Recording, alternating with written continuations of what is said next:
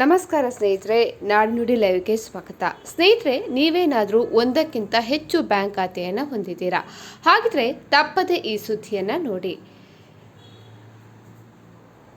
ಇಂದು ಕೆಲಸ ಬದಲಾದಾಗ ಹೊಸ salary account ತೆರೆಯುವುದು ಅಥವಾ ಆಕರ್ಷಕ ಆಫರ್ಗಳಿಗಾಗಿ ವಿವಿಧ ಬ್ಯಾಂಕ್ಗಳಲ್ಲಿ ಖಾತೆ ಹೊಂದುವುದು ಇಂದಿನ ಫ್ಯಾಷನ್ ಆಗಿದೆ.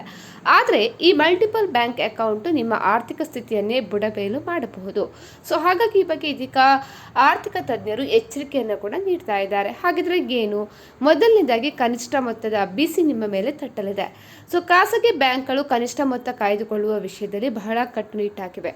ನಗರ ಪ್ರದೇಶದಲ್ಲಿ ಈ ಮಿತಿ 5,000ದಿಂದ 10,000ವರೆಗೆ ಇರ್ತದೆ. ಉದಾಹರಣೆಗೆ, ನಿಮ್ಮ ಬಳಿ 5 ಖಾತೆಗಳಿದ್ರೆ ಕನಿಷ್ಠ ಮೊತ್ತವನ್ನು ಮೇಂಟೈನ್ ಮಾಡಲೆಂದೇ ನಿಮ್ಮ ಬಳಿ 50,000 ರೂಪಾಯಿ ಇಡಬೇಕಾಗುತ್ತೆ.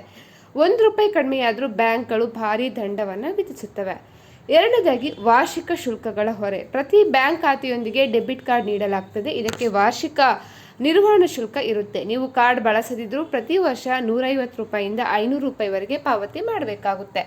ಮೂರನೇದಾಗಿ, ಟ್ರ್ಯಾಕಿಂಗ್ ಮಾಡೋದು ಅತಿ ಕಷ್ಟ. ಹೆಚ್ಚಿನ ಖಾತೆಗಳಿದ್ದಷ್ಟು ಪಾಸ್ವರ್ಡ್ಗಳು ಮತ್ತು ವಹಿವಾಟುಗಳ ದಾಖಲೆಗಳನ್ನು ನೆನಪಿಟ್ಟುಕೊಳ್ಳೋದು ತಲೆನೋವಿನ ಕೆಲಸ.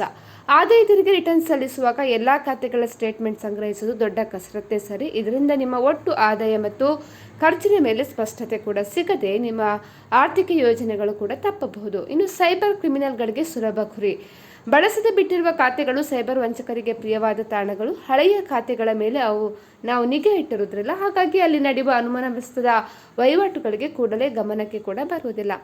ಇನ್ನು ಸಿಬಿಲ್ ಸ್ಕೋರ್ ಮೇಲೆ ಪ್ರಭಾವ ಬೀರುತ್ತೆ. ಅನೇಕ ಖಾತೆಗಳಿದ್ರೆ ಅವುಗಳಲ್ಲಿ ಕನಿಷ್ಠ ಮೊತ್ತವಿಲ್ಲದೆ ದಂಡ ಬೀಳ್ತಾ ಇದ್ದರೆ ಅದು ನಿಮ್ಮ ಬ್ಯಾಂಕಿಂಗ್ ಇತಿಹಾಸದ ಮೇಲೆ ಕೆಟ್ಟ ಪರಿಣಾಮವನ್ನು ಕೂಡ ಬೀರುತ್ತೆ. ಹಾಗಾಗಿ ಅಗತ್ಯಕ್ಕಿಂತ ಹೆಚ್ಚಿನ ಅಕೌಂಟ್ ಇದ್ದರೆ ಈ ಮಾಹಿತಿನ ನೀವು ತಿಳ್ಕೊಳ್ಳೇಬೇಕಾಗ್ತದೆ. ಸ್ನೇಹಿತರೆ, ಈ ಬಗ್ಗೆ ನಿಮ್ಮ ಅನಿಸಿಕೆಯನ್ನು ಕಮೆಂಟ್ ಮಾಡಿ. ನಮ್ಮ ಚಾನಲನ್ನು ಕೂಡ ಸಬ್ಸ್ಕ್ರೈಬ್ ಮಾಡಿ.